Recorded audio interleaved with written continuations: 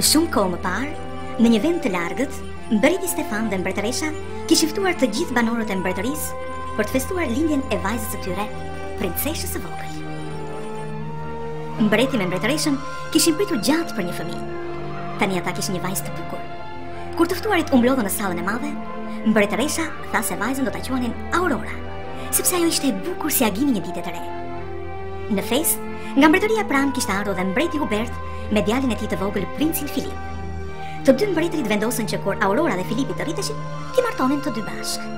Kështu do të forcohej misia midis dy mbretërive. Nga pylli kishin ardhur dhe 3 zanat, Flora, Fauna dhe Meri, secila me nga një dhuratë për beben e bukur. Princeshe vogël, unë do të fal bukurinë, tha zana e parë.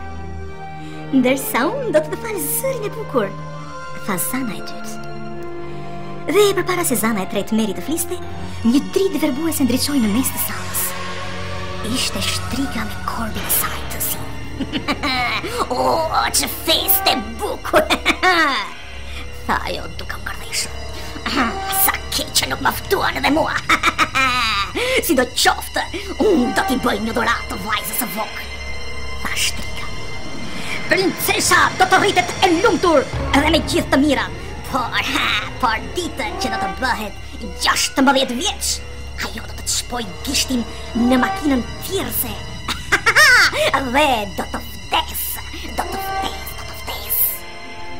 Këto fjalë tha shtriga e keqe dhe u largua duke u ngërdheshur. Në sallën e madhe të gjithë heshtën. Dua dhe unë t'i dhuroj diçka princeshës, tha me lot në sy zana Meri.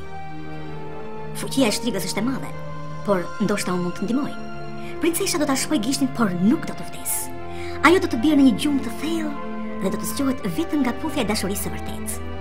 Vetëm atëherë magjia e shtrigës do të prishet.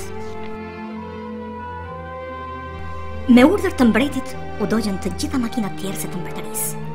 Zanat morën me vete Aurorën që ta fshinin në pyll. Tani vajza jonë e dashur do të jetë më e sigurt, tha e pikëlluar mbretëresha duke parë 3 zanat që largoheshin me Aurorën në krah. Kaluan 16 vjet. Zanat kujdeseshin për Aurorën, ndërsa shtriga e keqe numëronte vitet. Kaluan 16 vjet dhe asnjë shenjë nga princesha e vogël. Do ta shohim, i tha ajo korbit të saj. Vetëm ti mund ta gjesh o korb. Fluturo në për gjithë mbretërinë. Kërko kudo dhe gjeje princeshën. Gjeje të thash. Korbi u largua duke përplasur krahët. Një mbas dite, Aurora kishte dalë në lëndinën pranë dhe po mblidhte luleshtrydhe duke kënduar një këngë të bukur. Atë ditë, ajo kishte mbushur 16 vjeç. Ndodhi që princi Filip hipur në majtë të kalit të kalonte aty pranë.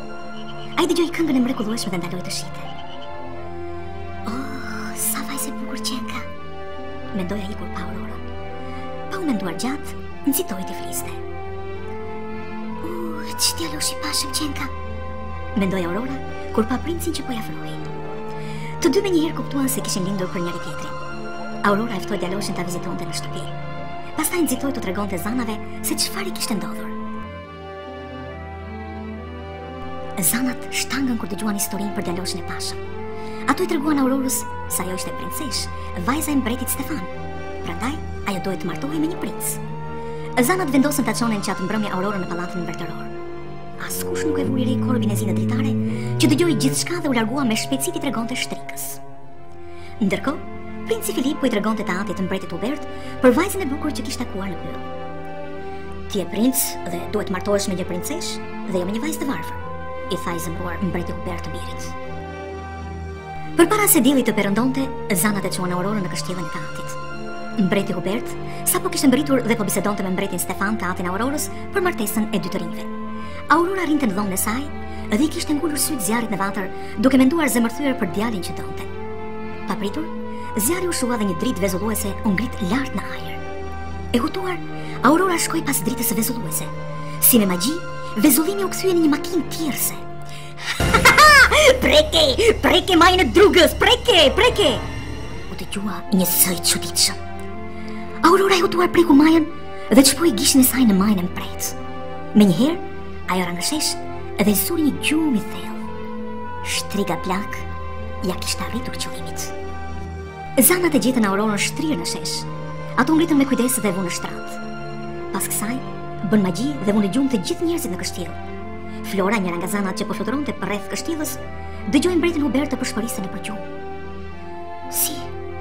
Si është e mundur që i mbirë të dashuroj një vajzë të varfër? Ha? Si? Menjëherë Flora e kuptoi. Djaloshi që dashuronte Aurora ishte princi Filip. Duhet gjetur princi menjëherë, tha Flora. Vetëm puthja e tij mund ta zgjojë Aurorën e bukur.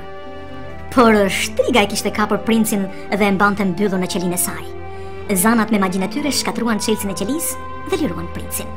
Pastaj i dhanë atij një shpatë dhe një mburojë magjike. Që larg, shtriga pa princin Filip Majkale që largoi. Jo, princi pas ka dal nga qelia. Do ta shohim, thiri ajo e tërbuar nga inati. Menjëherë, ajo krijoi përpara tij një plutë të dendur me ferë. Por princi me shpatën magjike i preu ferrat e trasha dhe nxitoi për në kështjellën e mbretit Stefan.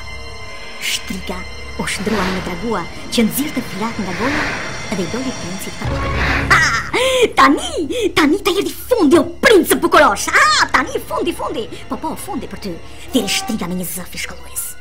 Menjëherë, princi hodhi me fortë shpatën magjike drejt zemrës së bishës dhe një ulërime të mërshme u dëgjua dhe dragoi u përplas në tokë, duke u kthyer në pluhur. Asgjë nuk mbeti nga shtriga e poshtër.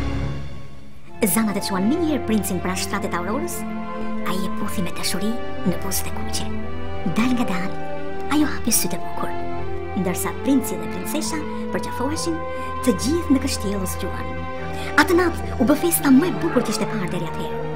Princi Filip dhe princesha Aurora u martuan dhe jetuan të lumtur.